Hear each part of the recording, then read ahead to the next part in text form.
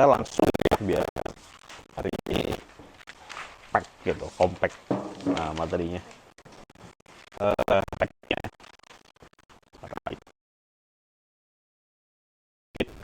Kemarin kita sudah belajar intro ya, paragraf intro yang kombinasi apa komposisinya itu bisa 3 atau 4 sentence ya, 3 atau 4 kalimat. Jadi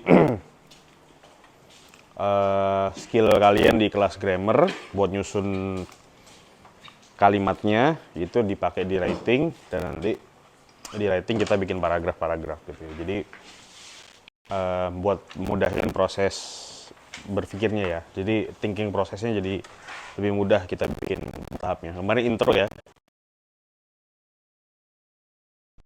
di jembatan kita belajar materi hari ini. Nah, misalnya saya bikin intro kayak gini ya. Kita mulai, kemarin tuh strukturnya gimana di intro itu? Pertamanya kita mulai dengan general statement ya, atau topic sentence juga boleh ya. Kita nyebutnya boleh general statement atau topic sentence. Topic sentence itu kalimat ya,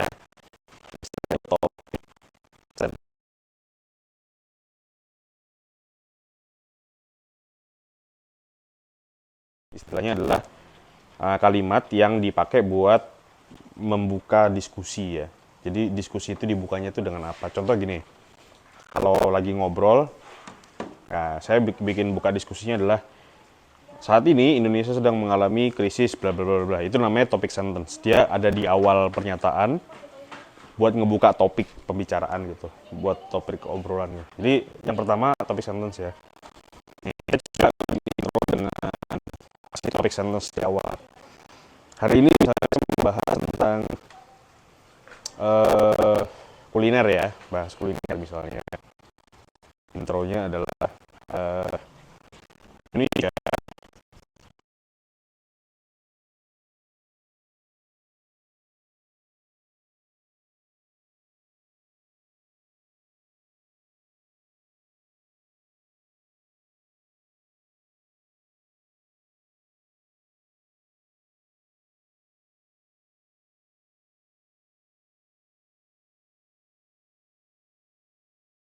Jadi kalimat pertama ini yang ada berapa kata nih? 1, 2, 3, 4, 5, 6, 7, 8. Yang ada 8 kata ini, kita masukkan dia sebagai kategori topik sentence ya. Ini saya mulai general statement. Karena dia general statement, dia itu bentuknya masih umum banget gitu.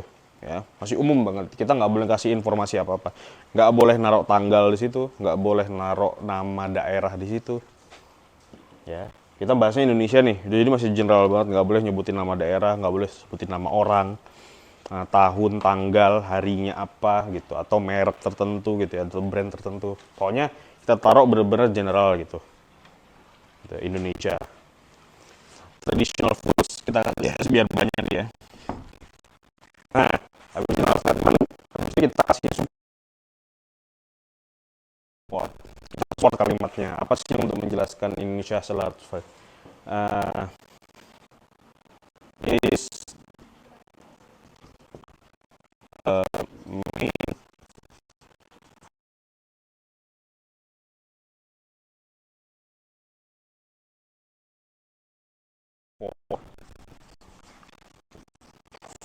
main turis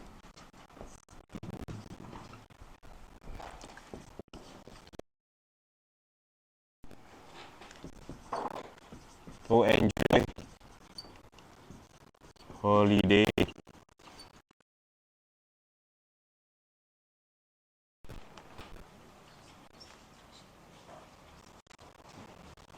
nah, jadi kalimat kedua main attraction for foreign tourists to enjoy holiday. Ini adalah apa tuh? Attraction itu apa? Attention, attention perhatian. Nah, berarti apa? Daya tarik utama ya. Ini menarik. Ini menarik. Ini adalah daya tarik utama bagi turis. Turis itu apa bahasa Indonesianya? Turis pelancong. Wisatawan. Wisatawan. Itu traveler ya. Oh iya. Foreign, ya foreign asing ya. Wisatawan asing untuk menikmati liburan mereka. Nah, sudah disupport, artinya kita pengen menjelaskan bahwa karena adanya large variety of traditional foods, ada varietas itu macam-macam ya. Variety of traditional food karena banyak itu menjadikan daya tarik pengunjung asing ya atau wisatawan asing buat enjoy holiday. Udah, yang berikutnya boleh ditambahin supporting lagi ya, boleh disupport lagi. Kita mau langsung kita ke thesis ya, ke thesis statement. Thesis statement. Kemarin gimana? Thesis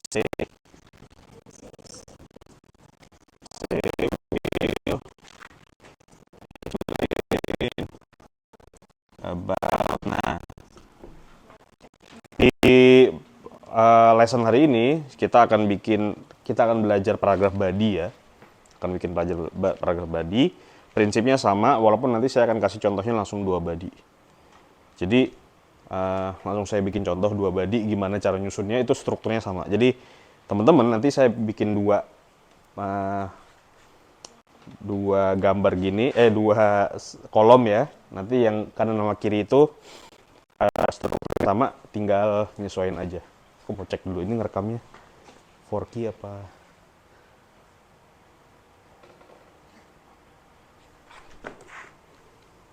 Mudah-mudahan HD. Oke, gitu ya. Nah, karena saya pengen bikin 2 body, jadi di thesis statementnya itu harus terstate ya. Harus harus dinyatakan ya. Harus dituliskan kita itu mau nulis apa. Display nulis explain about. Nah, karena karena generalnya saya bilang traditional food, yang kedua adalah foreign tourist, berarti ini kerangka berpikirnya. Ya.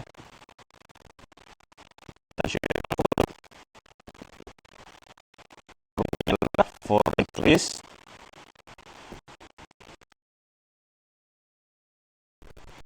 buat body 1 sama body 2. Gitu kan. Kira-kira saya akan tulis apa di body 1, saya akan tulis apa di body 2. Kalau kamu menjadi saya yang mau nulisin paragraf esai ini.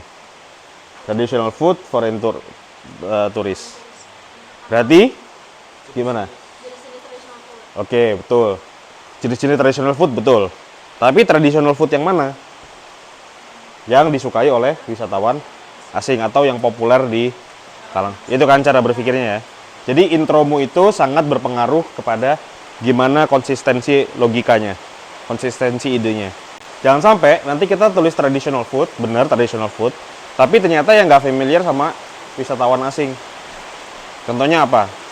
Yang nggak familiar buat wisatawan asing. Nah, tiwul ya, misalnya. Tiwul, apa nih? Apa? Sebelah ya, sebelah misalnya. Sebelah itu nggak familiar. Gitu ya. Nah, artinya ketika teman-teman menuliskan idenya 2 ini, itu udah gagal tuh. Logika berpikirnya udah gagal. Karena seharusnya kita tulis di sini poinnya adalah yang ya, yang masih sinkron dengan idenya gitu ya. Oke, sekarang saya hapus. Kalau idenya begitu, berarti kira saya akan tulis apa di nomor 1, saya tulis apa di nomor 2. Berarti kan konsekuensi logisnya saya harus cari makanan yang populer di kalangan asing. Apa? Rendang? Rendang populer. Kira-kira kalau ke Bali orang nyari rendang nggak? Orang nyari sate nggak?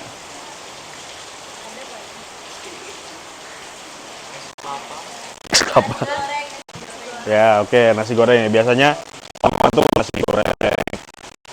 Yang umum aja, jangan ngebayangin posisiin diri kita sebagai turis gitu ya. Apalagi biasanya apa?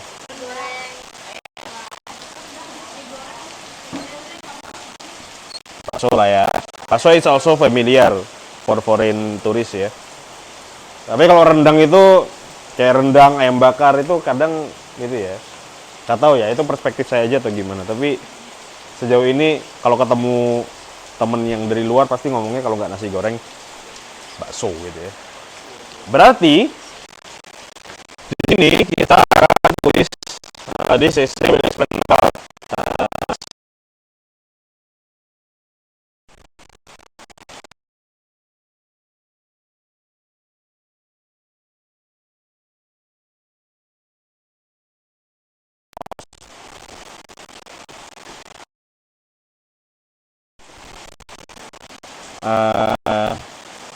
foods for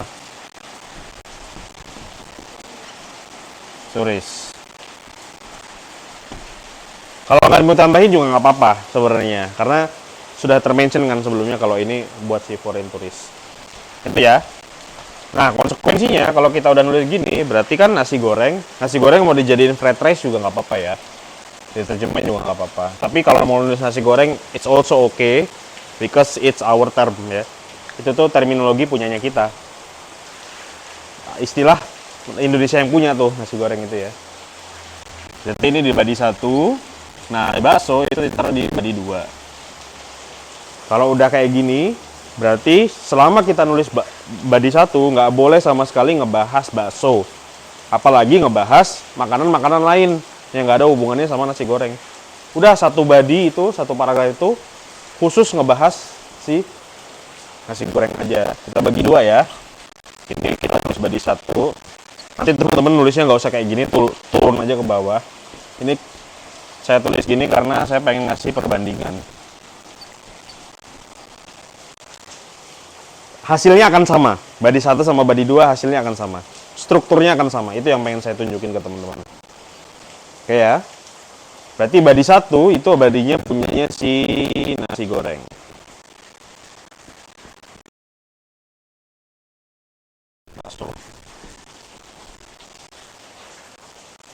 Nah, selanjut saya pengen kasih lihat bahwa strukturnya body itu adalah hampir mirip sama intro. Dia dimulai dengan general statement.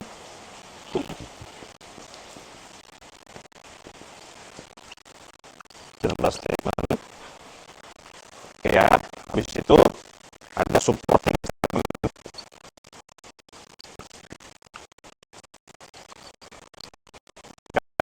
Ada sampel atau illustration ya. Yang keempat itu ada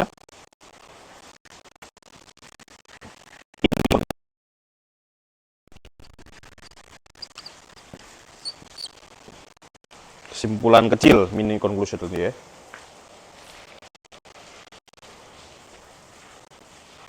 Catat, nanti mau saya hapus. Jadi strukturnya tuh general statement, supporting statement, example, illustration, sama mini conclusion. Kalau di sini tadi general statement, support, langsung tesis ya. Dia nggak ada kesimpulan. Ya.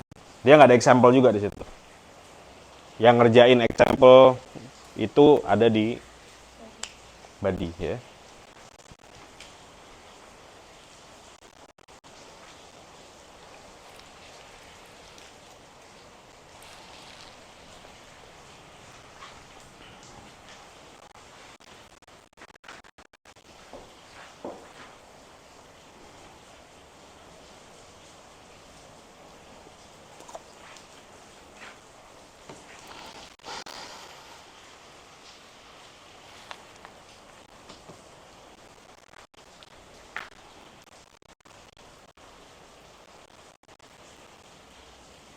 Oke, saya coba tulis dari bakso dulu deh ya.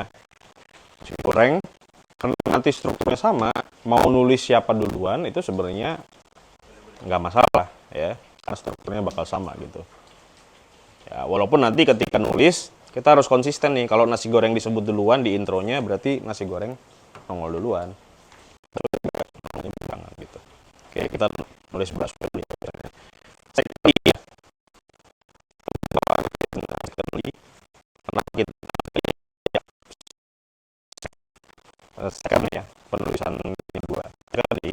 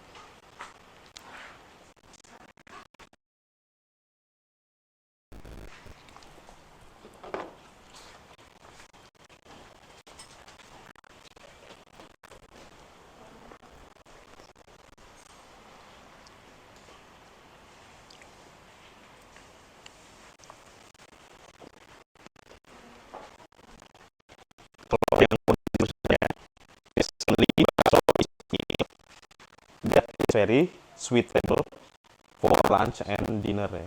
Everybody loves to eat bakso because it is simple and has delicious soup taste ya.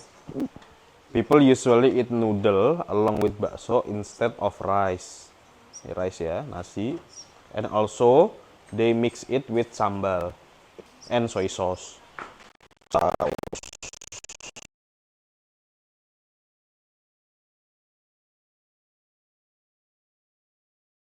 Meat.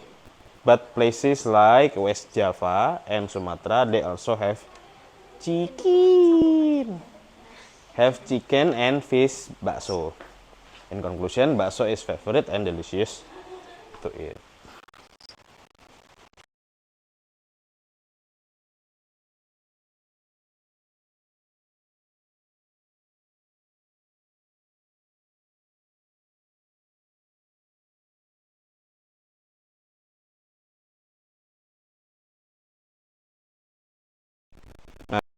Bukaan ya.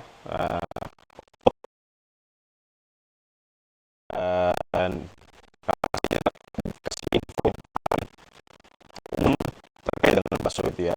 Dimakan untuk lunch, makan siang, dinner ya. Tuh. Everybody loves to eat bakso. Nah, ini kalimat yang sampai titik nih ya. Ini ya, dari mulai everybody sampai dengan space itu kita pakai, kita pakai untuk mensupport si yang di atasnya itu ya, si general statement. Jadi ini nge-support ini nih ya, si general statementnya. Nah, kalimat berikutnya titik, people usually eat noodle along with bakso. Jadi orang itu makan mie bersama dengan bakso ya. Biasanya itu daripada ya, aslinya artinya bentar, instead of itu artinya bahasa Indonesia apa daripada ya. Sebenarnya terjemahannya ini, instead of itu alih-alih. Alih-alih itu apa ya? Kalau bahasa nggak formalnya ketimbang. Ketimbang nasi. And also, dan juga they mix it with sambal and soy sauce. Mereka juga mencampur eatnya ke bakso with sambal and soy sauce. In some places, ya ini udah titik nih. Nah, yang dari people sini sampai ini masih supporting nih. Supportingnya baliknya ke yang ini lagi, kita masih nge-support general statementnya gitu ya. Masih ngejelasin kenapa kok dia kenapa kita bahas bakso gitu ya. Kemudian di sebelah sini in some places. Nah, sebelah sini ini sebenarnya kita lagi ngasih ilustrasi atau lagi ngasih contoh. Ya, lagi ngasih penjelasan. In some places, di beberapa tempat, bakso is made from beef meat. Ya. But places like which. Nah, di sini bagiannya. Tadi kan di struktur kita tulis ada example sama illustration. Nah, example sama illustration itu menganjurkan kita untuk munculin detail-detail ya. Detail-detail itu nama daerah, nama tempat, tanggal, tahun, nama merek, brand gitu ya. Terus macam-macam ya, bisa kita tongolin. Nah, di sini kebetulan saya ngasih contohnya adalah dengan West Java dan Sumatera. Apakah benar West Java dan Sumatera itu yang punya bakso ayam dan bakso ikan? Nggak peduli, yang penting strukturnya kayak gini. Nggak harus benar juga, ratingmu itu tidak. Tapi dia secara logika harus berhasil ya. Dia nggak boleh logikanya terserah ya, itu beneran terjadi atau enggak, tapi logikanya adalah begini ya. They also have chicken and fish bakso. Ya, nyebutin yang spesifik kalau chicken and fish bakso.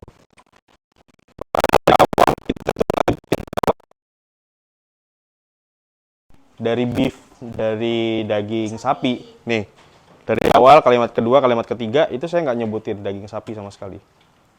Baru di sini itu spesifik banget kita nyebutin ada daging sapi, in some places buffalo is made beef meat ya. West Java ini chicken and fish. Jadi, pakai contoh lain atau ilustrasi lain boleh nggak? Boleh. Misalnya cara orang makannya gimana? Ya itu bisa juga ya dieksplor. Kita nulisnya jelasin gimana cara makannya. Cara makan itu kan detail ya, spesifik. Jadi dia ditaruhnya di illustration. Nah, ini kalimat terakhir nih, yang cuma satu kalimat ini. Ya, in conclusion, nah, kesimpulannya, bakso is favorite and delicious to eat. Dah gitu aja, tutup. Ada berapa kalimat nih? 1, 2, 3, 4, 5. Ada 5 kalimat. Nah, biasanya paragraf bati itu 5 sampai 7 sentences. 5 itu dikit ya. Tapi jangan kurang dari 5 ya. 8 kebanyakan. Nah, menarik kan? 5 itu paling sedikit. 7 itu udah paling banyak ya. Kalau nulis paragraf. Jadi jangan panjang-panjang. Bikin paragraf itu nggak usah panjang-panjang. Yang baca capek. Ya, jadi dia itu harus dijeda gitu. Oke, sekarang kita mau bikin nasi goreng. Ini struktur yang sama, general dulu, supporting, illustration, sama conclusion. Firstly,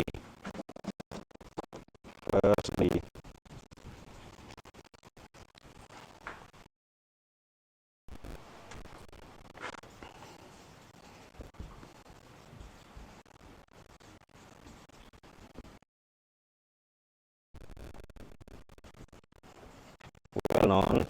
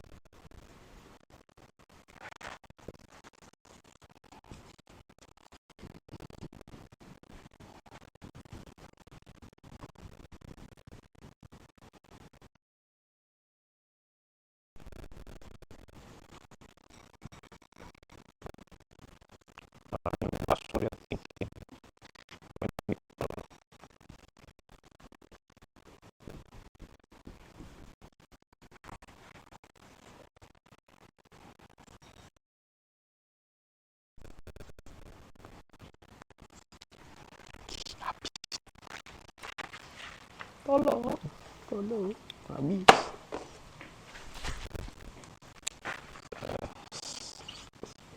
Seller,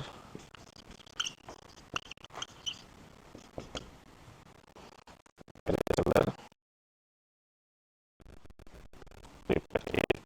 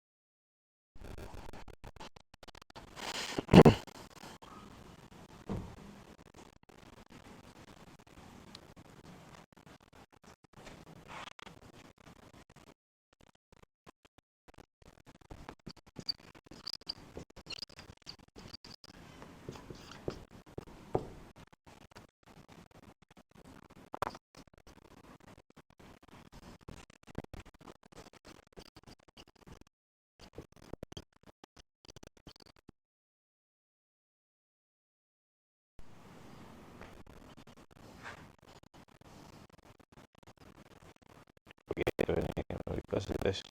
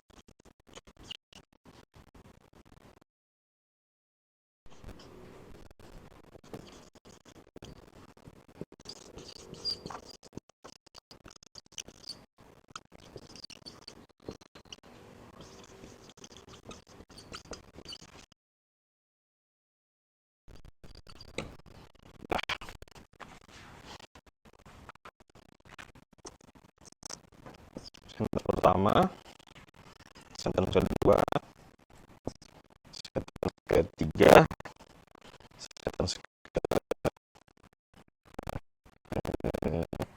keempat, kelima, itu ya. Enam, enam, enam sentence.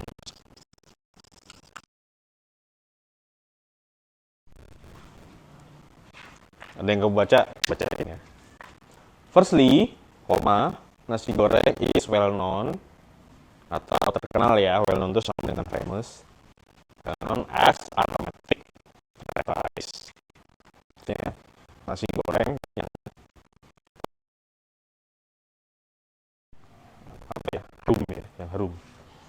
Titik, the seller, si penjualnya usually use cart, pakai gerobak atau booth.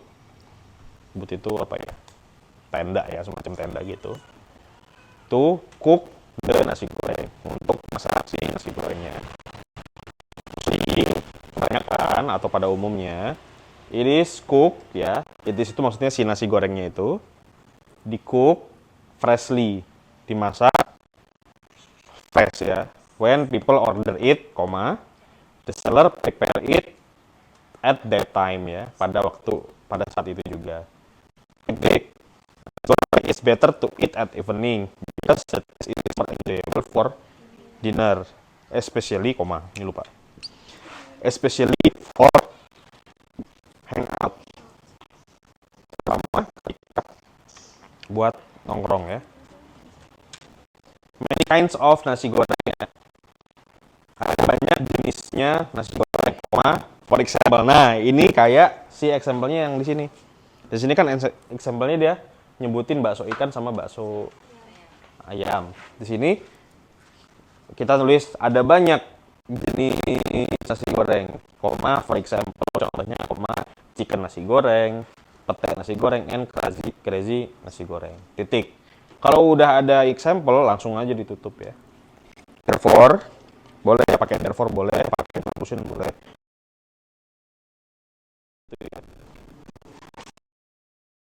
Goreng is favorite that people can find it almost everywhere. Hampir di dah satunya gitu. Ini body 1 dan body 2.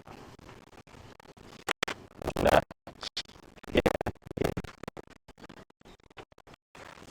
targetmu minggu depan.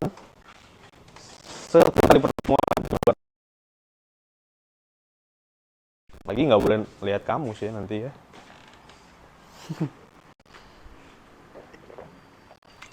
Kalau sekarang lihat kamus boleh. Saya takutnya jadi ketergantungan ya. Tergantungan tuh when you live without it, you can live without it. Maksudnya itu yang body satu yang nasi goreng, yang general statementnya apa yang fried rice ya? General statementnya. Gimana? Ya, sampai fried rice. Titik. Gitu.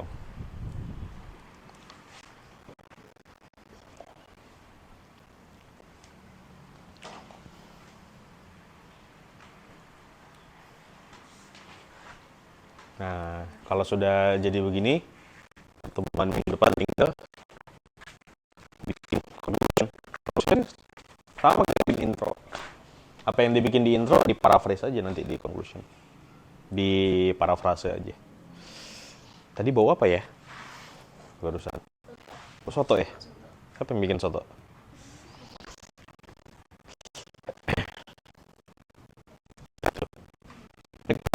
Tanyain aja ya.